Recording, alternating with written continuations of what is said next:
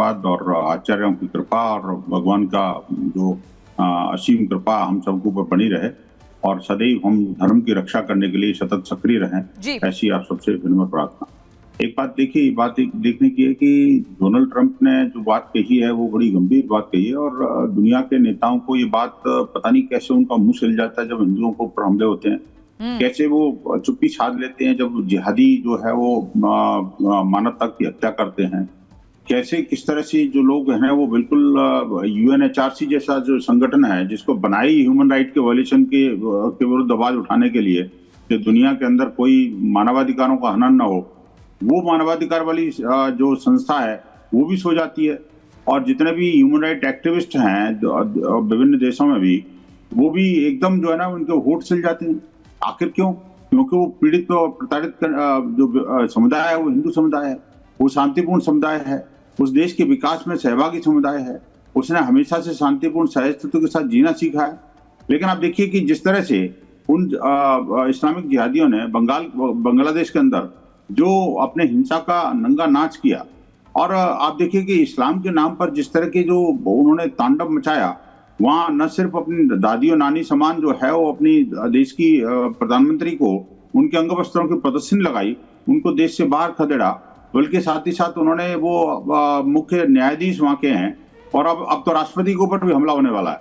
आप सोचिए कि जिस तरह की बातें वहां पर हो रही हैं, ये इस बात को साबित करती हैं कि दुनिया के अंदर जहां जहां जब जब इस्लाम का शासन रहा और या जो इस्लामिक मान्यताओं को मानने वाले लोग जो है वो जो उत्पाती जिहादियों के हाथ में जब सत्ता रहेगी तो डेफिनेटली वहां लोकतंत्र हर हालत में खतरे में आना ही आना है। हमने बांग्लादेश को देख लिया, पाकिस्तान को देख लिया और अफगानिस्तान को देख लिया, दुनिया के अन्य इस्लामिक कंट्रियां वहां भी देख लिया कि किस तरह से हिंदू जो है अफगानिस्तान से साफ हो चुका, पाकिस्तान में नगण्य बचा है और बांग्लादेश जो कि बंगाल एक बंगला भूमि है, माँ दुर्गा की पावन भूमि है, जहाँ के कण कण में और कोने कोने में जय माँ दुर्गा की जो गूंजती थी, आज वहां पर दुर्गा पूजा पांडालों को ध्वस्त किया जा रहा है, माँ दुर्गा की मूर्ति को ही तोड़ा जा रहा है, वहां के भक्तों को मारा जा रहा है, वहां पर जो जिहादी तत्व जो है इस्कॉन जैसी संस्था को भी नहीं छोड़ रहे जो कि उनको फ्री में खाना खिला रहे हैं। आप देखिए कि कितने सालों से जो है हिंदू समुदाय वहां पर सेवा कार्य कर रहा है, लेकिन वो सेवा करने वाले लोगों के ऊपर भी ये जिहादी अपना जो वर्चस्व कायम करना चाहते हैं। जो लोग इंडस्ट्री लगाते थे, भारत के अनेक लोगों ने वहां पर जो है अपने उद्योग धंधे लगाए और उन उद्योग धंधों को बंद करवा दिया। आखिरकार चाहते क्या है? आप सोचिए ना जी, दुनिया के नेताओं को इस बारे में कठोरता से कार्रवाई करनी चाहिए कि आखिरकार जहां जहां जैसे जैसे जिहाद पनप रहा है वैसे वैसे उस पर कोई ना कोई अंकुश लगे। मैं साधुवाद देता हूं डोनाल्ड ट्रंप जी का, कोई कुछ भी कहे, कभी इलेक्शन से रिलेटेड मामला है, कुछ भी है, लेकिन मैं कहता हूं कि कभी किसी वर्ल्ड लीडर ने कुछ कहा तो आपको मुंह में से तो एक आवाज नहीं निकली। शर्म आनी चाहिए बाकी लोगों को। जी, जैसा विनोद बंसल जी आपने कहा कि ये सवाल बहुत बड़ा है और ये सवाल उठाया गया अमेरिका की पूर्व राष्ट्रपति की ओर से। आप सभी बने रहिए हमारे साथ। तो अमेरिका की पूर्व राष्ट्रपति यानी कि डोनाल्ड ट्रंप के अचानक हिंदू प्रेम जागने पर भी कई सवाल उठे, क्योंकि वहां हिंदुओं पर हमले आज से नहीं हो रहे बल्कि पिछले कई महीनों से जारी हैं। दरअसल हिंदुओं का समर्थन करके ट्रंप अमेरिका में रह रहे हिंदुओं को साधना चाहते हैं, साथ ही प्रधानमंत्री मोदी के सबका साथ सबका विकास के रास्ते पर चलने वाले नेता की छवि को गढ़ना चाहते हैं। आपको दिखाते हैं रिपोर्ट।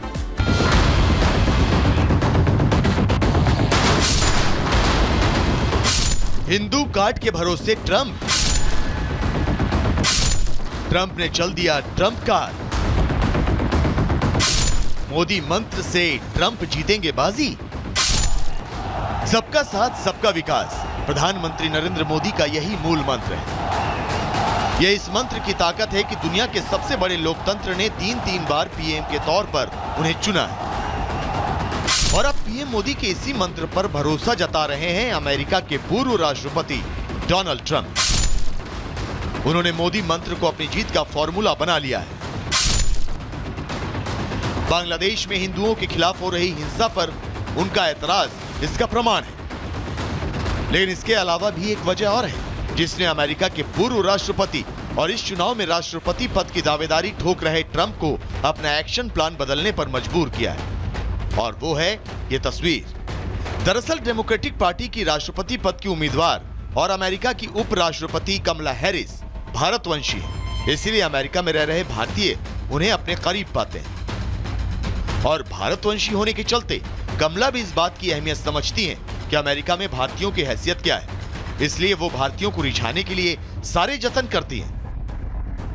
ऐसे वक्त में जब अमेरिका में 4 दिन बाद राष्ट्रपति पद के चुनाव की वोटिंग होनी है, विरोधी पार्टी के उम्मीदवार ट्रंप दौरे पर दौरा कर रहे हैं। उपराष्ट्रपति कमला हैरिस ने दिवाली की पार्टी दी और उस पार्टी में अमेरिका में रह रहे सारे ताकतवर भारतीयों को न्योता दिया। यही वो तस्वीर है जिसने अमेरिका के पूर्व राष्ट्रपति डोनाल्ड ट्रंप को टेंशन में ला दिया, जिसके बाद उनका हिंदू प्रेम जागा। अब वो बांग्लादेश में रह रहे हिंदुओं के कत्लेआम का मुद्दा भी उठा रहे हैं और हिंदुओं के हकमारी पर विरोधियों पर हमला भी बोल रहे हैं। हालांकि आखिरी वक्त में ट्रंप को इस चुनावी पैतरे का फायदा क्या मिलेगा, ये तो अगले ही हफ्ते पता चलेगा। लेकिन चुनाव को लेकर सर्वे रिपोर्ट ये जरूर इशारा करते नजर आ रहे हैं कि ट्रंप के हिंदुओं को लेकर बदले रुख के बाद रिपब्लिकन पार्टी के उम्मीदवार डोनाल्ड ट्रंप के सपोर्ट में इजाफा होता देखा जा रहा है। बहरहाल अमेरिका में आगे क्या होने वाला है, इसका पता भी बहुत जल्द हो जाएगा। लेकिन इतना तय है कि ट्रंप जिस तरह से हिंदुओं के समर्थन में उतरे हैं, उसके बाद अगर वो सत्ता में आए तो बांग्लादेश में कठपुतली यूनुस सरकार की खटिया खड़ी हो जाएगी। Bureau report, Republic Bharat.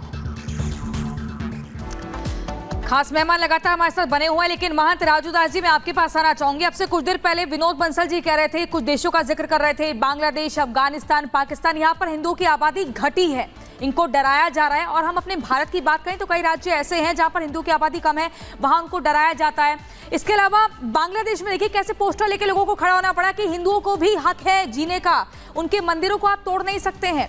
इसकी अहमियत हमारे देश के नेता नहीं समझ रहे हैं, लेकिन अमेरिका में बैठे पूर्व राष्ट्रपति समझ रहे हैं। तो क्या ये मान ले अमेरिका में भी जो हिंदुओं की बात करेगा वही राज करेगा, और वो समझ रहे हैं कि मोदी जो कहते हैं सही है?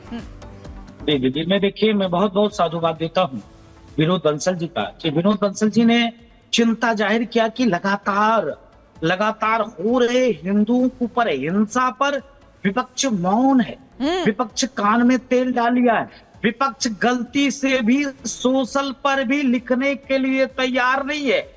उत्तर प्रदेश के एक विपक्ष ने लिखा, उसने एकदम बरगलाने वाला कार्य किया कि वहां ऐसा हो रहा है, ऐसा थोड़ा सा, मतलब डर के मार से हिंदू भी लिखना नहीं चाहते।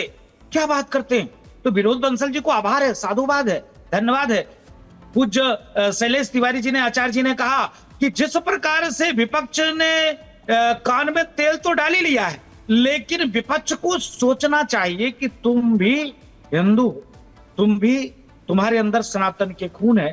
एक सनातनी भाई को वहां लूटा जाता है, मारा जाता है, उसके बहन बेटियों के साथ बलात्कार किया जाता है, यहां तक कि इस्कॉन मंदिर जो डेली लाखों लोगों को भोजन देते थे, उनको भी उन लोगों ने नहीं छोड़ा, संतों को पीटा, मारा, मंदिरों में आग लगा दी।